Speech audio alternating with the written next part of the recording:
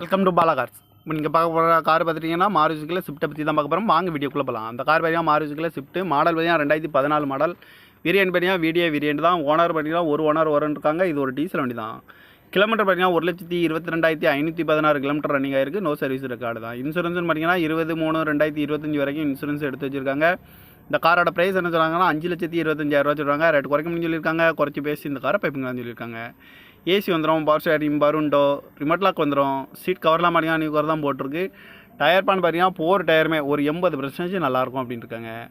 Car பார்க்கணும் இடம்னு பார்த்தீங்கன்னா தர்சன் கார்ஸ் ஈரோடு அப்படிங்கிற இடத்துல தான் அந்த கார் பார்க்க முடியும்.